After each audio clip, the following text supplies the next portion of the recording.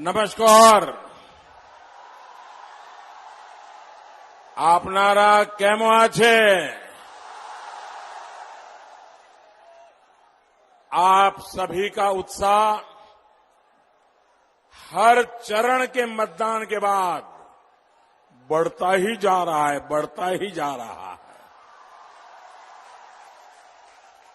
आपके इस प्यार और सत्कार को मैं अपना सौभाग्य मानता हूं और आप सबको प्रणाम करता हूं। शहीद खुदीराम बोस, मतंगिनी हाजरा और सुशील चंद्र जैसे क्रांति वीरों की माटी को भी मेरा कोटि कोटि नमन। साथियों, 2-3 दिन पहले ही आप सभी ने एक भयावह चक्रवात का सामना किया है। मैं अभी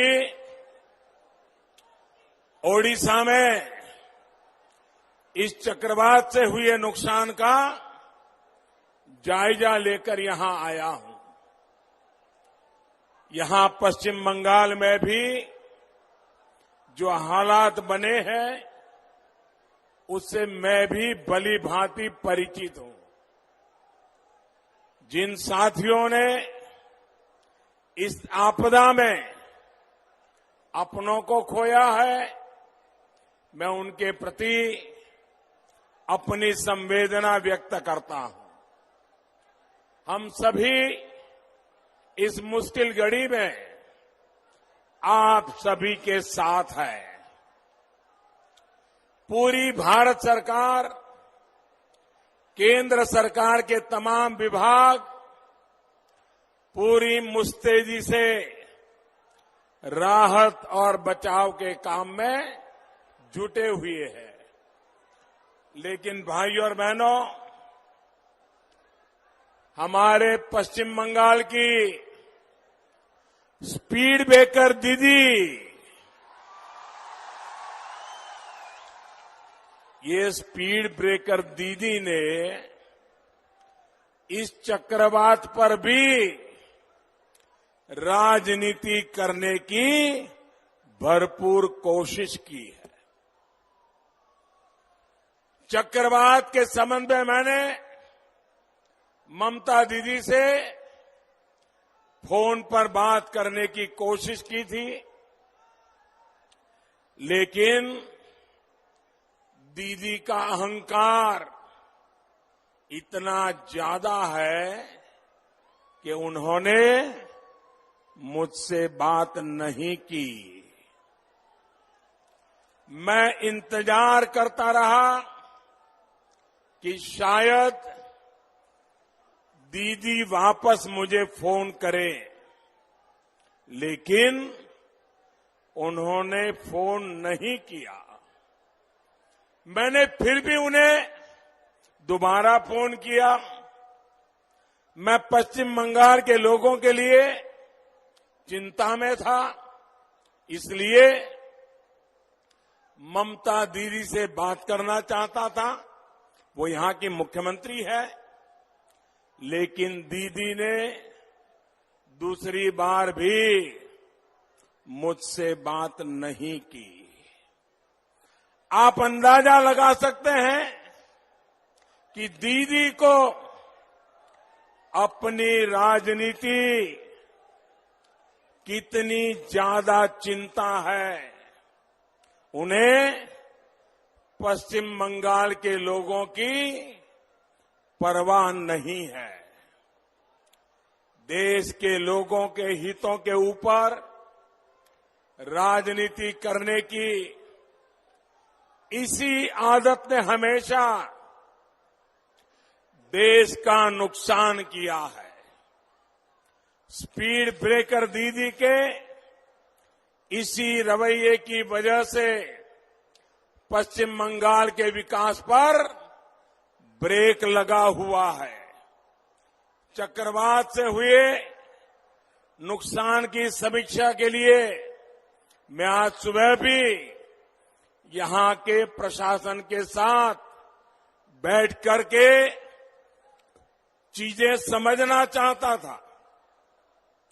भारत सरकार क्या मदद करे उसकी जानकारी लेना चाहता था, लेकिन अहंकार से भरी ये स्पीड ब्रेकर दीदी ने उसको भी मना कर दिया। साथियों, दीदी की इसी राजनीति के बीच मैं पश्चिम बंगाल के लोगों को फिर से भरोसा देता हूं कि केंद्र सरकार पूरी शक्ति से पश्चिम बंगाल की जनता के साथ खड़ी है और राहत के काम में राज्य सरकार का हर तरह से सहयोग कर रही है। भारत ने जिस तैयारी के साथ इस चक्रवात का मुकाबला किया है, आज उसकी पूरे विश्व में चर्चा हो रही है। संगठित होकर काम करने की तकनीक और मानवीय संवेदना की यही शक्ति है जो भारत को महान बनाती है। भाइयों और बहनों, देशवासियों की जान और संपत्ति की रक्षा के लिए आपदा प्रबंधन से जुड़े हमारे तमाम साथी निस्वार्थ भाव से जुटे रहते हैं। ये हमारा सौभाग्य रहा है कि इन साथियों के लिए जो राष्ट्रीय पुरस्कार हमारी सरकार ने शुरू किया, वो नेताजी सुभाष चंद्र बोस के नाम पर ही किया है। राष्ट्र की रक्षा में जुटे हमारे वीरों का सम्मान देश की ताकत बढ़ाता है। ये बढ़ती हुई ताकत आज पूरी दुनिया महसूस कर रही है। भाइयों और बहनों, 3-4 दिन पहले भारत को आतंकवाद से लड़ाई में एक बहुत बड़ी जीत मिली है। पाकिस्तान के पाले पोसे आतंकी मसूद अजहर को संयुक्त राष्ट्र ने अंतर्राष्ट्रीय आतंकी घोषित किया है। भाइयों बहनों, ये सुनकर के आपको गर्व हुआ? आपको गर्व हुआ? आपको गर्व हुआ? आपको खुशी हुई? आपका माथा ऊंचा हुआ? आपका सीना चौड़ा हुआ? देश की इज्जत बढ़ती है तो आपको गर्व होता है। लेकिन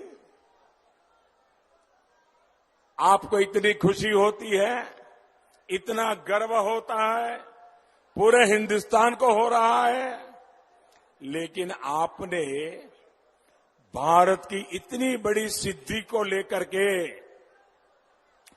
एक बार भी दीदी को देश की तारीफ करते सुना क्या? सुना क्या? शायद डरती होगी कि मसूद अजहर उस पर कुछ बोल दिया तो शायद उनकी वोट बैंक पे खतरा आ जाएगा, उनकी वोट बैंक नाराज हो जाएगी।